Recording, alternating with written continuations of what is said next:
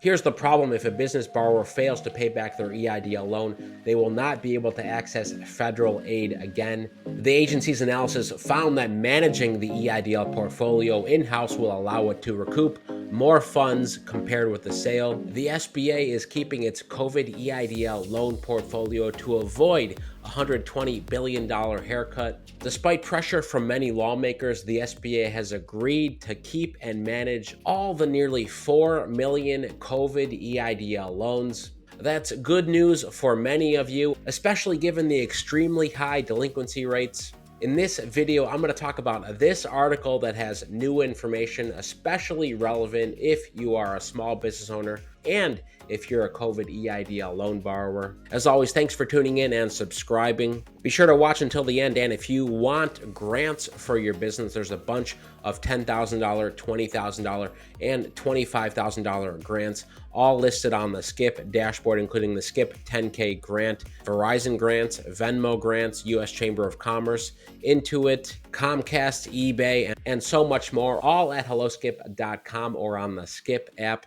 In the last EIDL video I talked about how the SBA was recalling all COVID EIDL loans that were at the Treasury. Instead of the Treasury managing collections delinquency, the SBA has decided to do it. But that was only part of the story, because there was still a chance that the SBA may sell its COVID EIDL loan portfolio. That was a recommendation from lawmakers back in 2023. Well, after years of deliberation, the SBA has decided it will not sell the COVID EIDL loan portfolio, one that has estimated default rates in the double digits. It's a long-awaited decision that arrives after Republican lawmakers have long called for a sale. But the SBA about a week ago told the chair of the House Committee on Small Business, Representative Roger Williams, that selling the EIDL portfolio would cost taxpayers upward of $121 billion,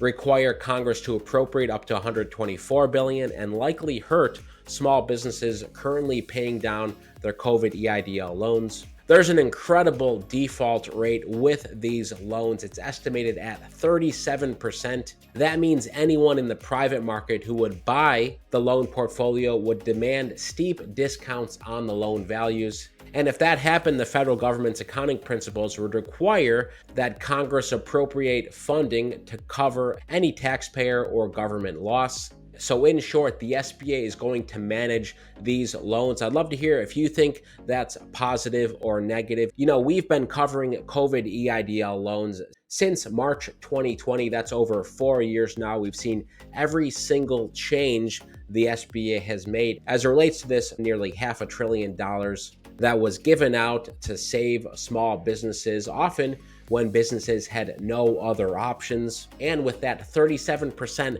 projected default rate, it's clear businesses are still struggling. That's why we have our petition with over 6,000 signatures to support further EIDL relief and forgiveness. That's at EIDL.me if you want to take a look at what people are saying or sign it yourself. And to the SBA's credit, they have been innovative in terms of letting people get on modified payment plans. We covered this first in November 2022, the hardship accommodation plan. We're now a year and a half into that. And thanks to the SBA's communication, and in large part to many of our videos, because the SBA decided to never put out a press release on the hardship accommodation plan. There's 169,000 EIDL borrowers on the hardship accommodation plan, which allows borrowers to make partial payments 6 months at a time up to 2 years. In many cases, you can pay as low as 10% of your normal monthly EIDL payment. So if you were supposed to pay $1,000 a month,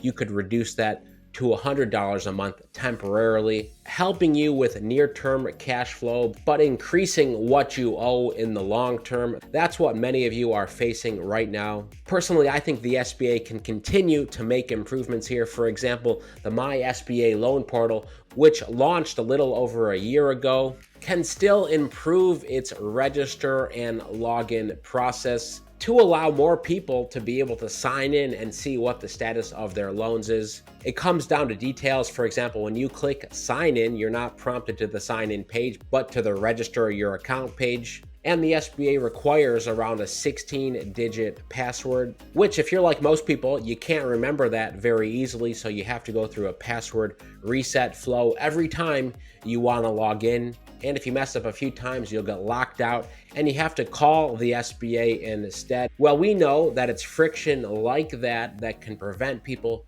from getting on a payment plan, especially some of the most vulnerable business owners here. But so instead of selling its portfolio, the SBA has opened a center in Fort Worth that's dedicated to advising and servicing EIDL borrowers. At the start of 2024, the SBA said nearly 74% of businesses are making their payments, have paid, or are still on track to pay. Here's the problem: if a business borrower fails to pay back their EIDL loan, they will not be able to access federal aid again, ever. On top of that, borrowers who default could see their wages garnished, among other consequences. The agency's analysis found that managing the EIDL portfolio in-house will allow it to recoup more funds compared with the sale. What do you think about this decision by the SBA to manage it all themselves? Are you confident that they can recoup some of the costs so there won't be an additional burden on taxpayers? Or are you still holding out hope for EIDL relief? Maybe that's waiving interest, allowing you to put all of your payments towards the principal. Maybe it's full forgiveness. Let me know in the comments. And if you want to sign the petition, go to EIDL.me. And if you want to see dozens and dozens of grants or other low interest loans that can help your business, go to the Skip dashboard, helloskip.com, or download the Skip app. There's a $10,000 grant due today that you can apply for in a few seconds. I'll leave the link above. Most importantly, stay well, stay healthy, and I'll see you in the next video.